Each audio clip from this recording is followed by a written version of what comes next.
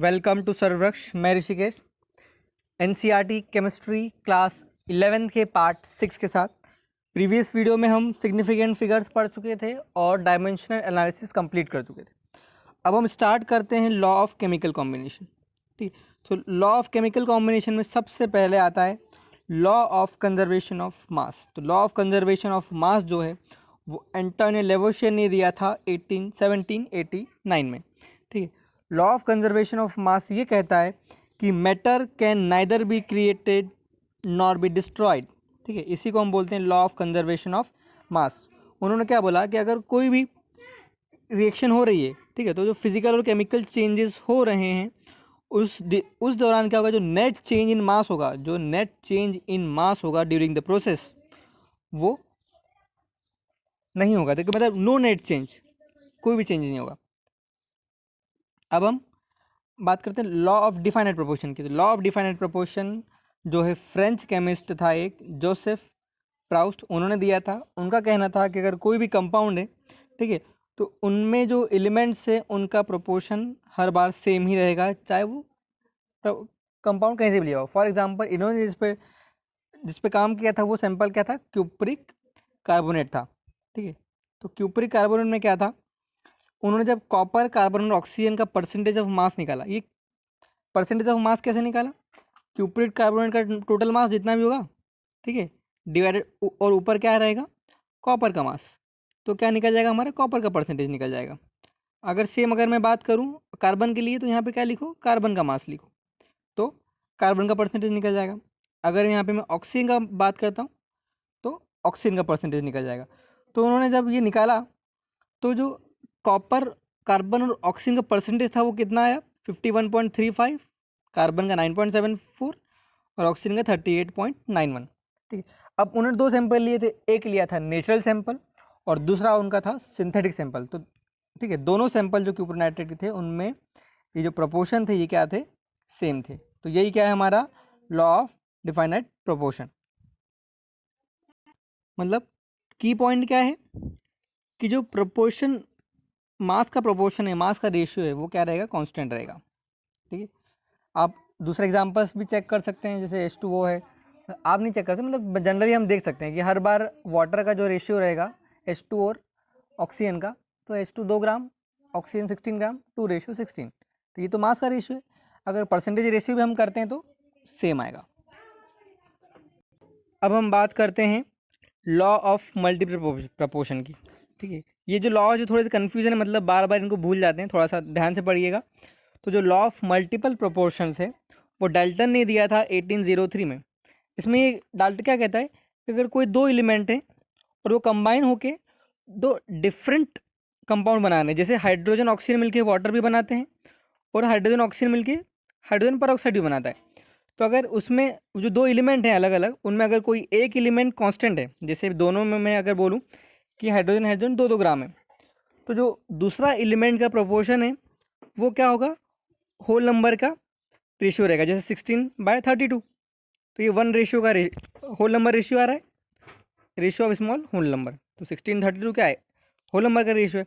तो ऐसे ही जितने भी अगर कोई कंपाउंड अगर बन रहा है, ठीक है, डिफरेंट अगर कंपाउंड, दो कंपाउंड कोई बन रहे हैं सेम एलिमेंट के कॉम्बिनेशन से, और उनमें कोई एक एलिमेंट कांस्टेंट मास है ले रहे हैं हम, तो जो दूसरा एलिमेंट कंबाइन हो रहा है, जैसे जिसमें ऑक्सीजन ऑक्सीजन है, तो इनका जो रेशियो होगा वो स्मॉल होल नंबर्स का रेशियो रहेगा। जैसे इसमें 1:2। जिस सिमिलर एग्जांपल हम ले सकते हैं, क्या ले सकते हैं, कार्बन प्लस ऑक्सीजन का। ठीक है, कार्बन प्लस ऑक्सीजन क्या बनता है, CO भी बनता है, और कार्बन प्लस ½ O2, और कार्बन प्लस ऑक्सीजन बनता है, क्या बनता है, CO2 बनता है। तो अगर मैं कार्बन कार्बन कांस्टेंट ले लूँ, तो ये जो ऑक्सीजन का जो रेशियो आएगा वो कितना आएगा, 1/2:1। तो ये कितना जाएगा, 1:2 हो जाएगा।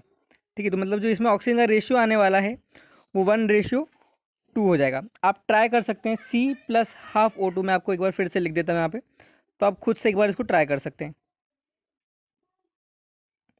क्या था, C+½ O2 बिकम CO, पहली इक्वेशन। और सेकेंड क्या है, C plus O2 become CO2, ठीक है। सो आप इसको ट्राई करके देख सकते हैं, सिमिलर ऐसे ही। इसमें अब आपको क्या करना है, कार्बन को कांस्टेंट रखना है, ठीक है। तो ये दो ऑक्सीजन है, इनका जो रेशियो आएगा 1:2 आएगा। अब हम बात करते हैं गेल-ल्यूसेक्स लॉ ऑफ गैसियस वॉल्यूम, ठीक है। अभी जो हमने थोड़ी देर पहले law of definite proportion by mass पढ़ा था, ये ठीक वैसा ही है, बस इसको हम क्या बोल सकते हैं कि law of definite proportion by volume, ठीक है। ये एक लॉ दिया था गेल-ल्यूसेक ने 1808 में। जैसे इसमें क्या होता है कि अगर कोई केमिकल रिएक्शन है तो उसमें जो गैसेस इन्वॉल्व है, चाहे वो रिएक्टेंट साइड हो चाहे प्रोडक्ट साइड हो, उनका जो रेशियो होगा वो हर बार, अगर रिएक्शन सेम है तो हर बार जो उनका रेशियो है वॉल्यूम का, वो हर बार कांस्टेंट होगा। फिर जैसे एग्जांपल हम बात करते हैं हाइड्रोजन और ऑक्सीजन की, तो 100 ml hydrogen plus 50 ml oxygen बन के क्या बना रहा है, 100 ml वाटर बना रहा है। तो ये जो हाइड्रोजन और ऑक्सीजन का जो रेशियो है वो हर बार क्या होगा, 2:1 ही होगा। मतलब आप अगर 200 ml हाइड्रोजन लेंगे तो उसके लिए आपको 100 ml ऑक्सीजन की जरूरत पड़ेगी, तो जो रेशियो क्या हो जाएगा, 2:1 हो जाएगा। मतलब ये सेम वैसा ही है जैसे डिफाइनेट प्रोपोर्शन मास वाला था, ये क्या बोल सकते हैं इसको हम, डिफाइनेट प्रोपोर्शन बाय वॉल्यूम बोल सकते हैं, ठीक। तो इसको कंफ्यूज मत होइएगा, ये वॉल्यूम वाला है जो मास से हम रिलेट कर सकते हैं। अब आता है एवोगैड्रो लॉ। एवोगैड्रो लॉ किसने दिया था, 1811 में एवोगैड्रो ने दिया था। एवोगैड्रो का कहना था कि अगर इक्वल वॉल्यूम ऑफ गैसेस है, कोई दो गैस अगर हम लेते हैं और उनका वॉल्यूम इक्वल है, और जो प्रेशर और टेम्परेचर कंडीशन है, जो प्रेशर और टेम्परेचर कंडीशन है वो भी क्या है, सेम है, तो जो दोनों इक्वल वॉल्यूम की गैसेस है, अलग अलग डिफरेंट गैसेस, उनमें जो नंबर ऑफ मॉलिक्यूल होंगे वो भी क्या होंगे, इक्वल होंगे। मतलब equal volume of all gases, temperature and pressure condition are same, so contain equal number of molecule. अगर मैंने 2 ml हाइड्रोजन गैस लिया और 2 ml ऑक्सीजन गैस लिया, तो अगर मैं दोनों में मॉलिक्यूल्स की बात करूं तो वो क्या हो जाएंगे, सेम हो जाएंगे।